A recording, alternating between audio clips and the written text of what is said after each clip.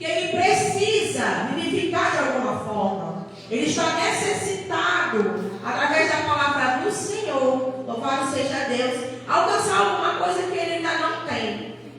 Então ele ora para a palavra de Deus para que ele venha vivificar.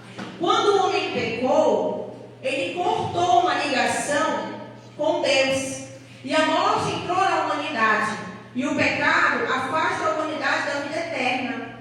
Um dia, quando estivermos ligados a Deus, sem intervenção do pecado, vivemos eternamente. Mas por enquanto nós ainda estamos o quê? Nessa busca constantemente, né? Uma vez que Adão e Eva desobedeceram ao Senhor desde lá do jardim do Éden, nós tínhamos uma promessa de viver lá. Mas a partir do momento que eles desobedeceram, que eles saíram daquele jardim, né? E o pecado entrou neles quando eles comeram o fruto que não era para ter comido e desobedeceram ao Senhor. A gente, todos nós, a palavra do Senhor fala aqui desde o ventre, né? A gente já nasce no pecado, não é verdade? E a nossa vida todinha a gente luta contra o pecado. Quando a gente conhece a palavra, quando a gente vem em busca, por quê? Porque a gente, como a gente já nasce no pecado, automaticamente a gente já não tem a vida eterna. A gente começa a buscar, né, do Senhor. E através da palavra do Senhor, a gente busca essa vida eterna novamente. A gente busca aprender a vivenciar, a viver aquilo que Deus quer para a nossa vida, né? Entre tudo, a obediência e outras coisas na qual foi nos dada desde Adão e Eva. O Senhor sempre tem algo para dar para nós, para que a gente venha andar alinhado, para que a gente venha dar em obediência a Ele, em nome do Senhor Jesus.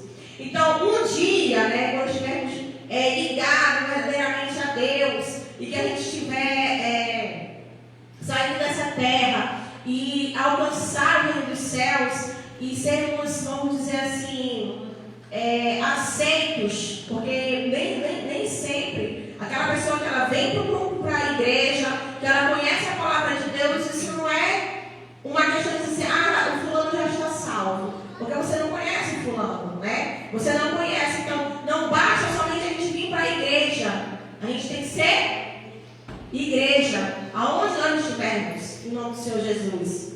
Então, pelo fato de a gente estar vindo para a igreja, estar dentro de um culto, seja na terça, seja no domingo, fazer isso, fazer aquilo outro, isso não nos dá a garantia de um passaporte de chegar ao reino dos céus, dá? Não.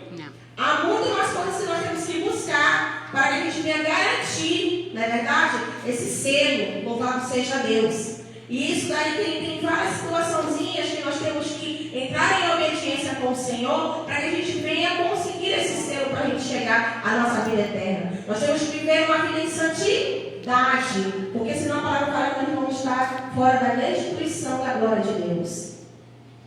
Então, assim, quando nós buscarmos, né, em santidade, alcançar essa glória, esse nós vamos viver eternamente, louvado seja Deus. E Deus, Ele é a nossa fonte de vida. E através da palavra, o salmista ele entende que ele faz uma conexão com o Senhor. Ele entende que através do Senhor, né, ele pode alcançar essa vida eterna. Que ele precisa ter esse elo. Ele precisa ter essa aliança para ele chegar a ter uma vida eterna. Ele entende que ele necessita disso para a vida dele. Então ele pede aqui para o Senhor: a minha alma pega-se ao pó, vivifica-me segundo a tua palavra. Meus caminhos descrevi e tu me ouviste-me, e ensina os teus estatutos. Louvado seja Deus. Então Deus, Ele sabe todas as coisas. Porém, há uma necessidade de confessar os seus pecados.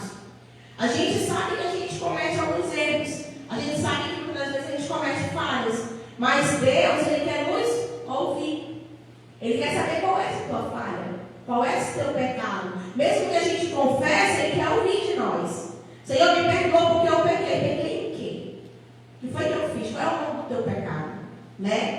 Para que Deus Ele venha. Ele sabe que tu pecou. Ele sabe aonde tu pecou. Mas Ele quer que tu venha falar. Ele quer que tu venha confessar.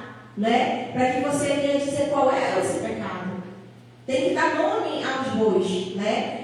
Então, Deus, ele entende assim que através dessa confissão, ele vai alcançar uma aprovação a Deus. Então, ele tem essa necessidade de confessar os seus pecados. Como é que a gente sabe que a gente erra? Quando a gente comete um pecado, né? A gente sente que a gente pecou, a gente tem aquele entendimento. Olha como foi lá em Adão e Eva, lá no jardim. Eles estavam vivendo bem, muito bem, obrigado. Mas a partir do momento que eles erraram, que eles pecaram, eles se sentiram o quê? O pecado entrou, né? O pecado ele entrou. Então, quando Deus chegou no jardim, Deus sabia ou não sabia que ele já tinha pecado?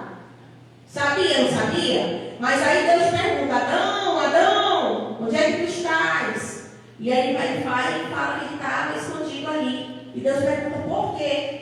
Porque ele sentiu que ele já tinha pecado. Mas Deus ele queria que ele falasse com a boca dele o que ele tinha cometido, o que ele tinha feito.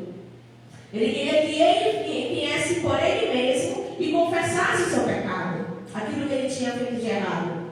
E aí Adão fala, diz: não, eu desobedeci o Senhor, eu comi um fruto ali que não podia comer. Mas por que? Eu achei por que tu comeu? Ah, foi culpa da mulher que me deu. Aí a mulher: não, foi culpa da serpente que começou a jogar a bola pro outro, né?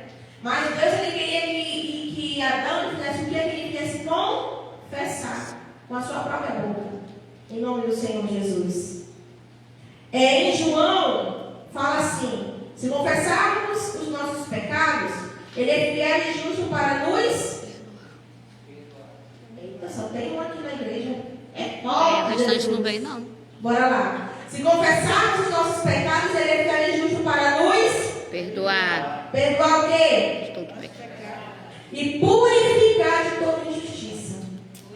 Né? E purificar de toda injustiça. Então, Deus ele quer que nós venhamos confessar a Ele. Não somente saber que a gente errou, não somente saber que a gente pecou, mas a gente tem que confessar e dar o nome aos seus pecados e aquilo que você cometeu. Vocês lembram que quando a gente fez uma maratona, acho que ano passado, de 40 dias aqui na igreja, e todo dia a pastora colocava algo para a gente escutar, que era para a gente ouvir e depois a gente confessar dentro daquilo ali que a gente ouviu os nossos pecados. Você lembra disso?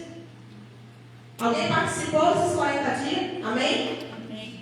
E dentro desses 40 dias, é engraçado que a gente acha que a gente não tem mais nada para falar. A gente não tem mais nada para tirar de dentro da gente, que a gente não tem nada para se limpar, que a gente não tem mais nada para confessar. Mas esses 40 dias, né?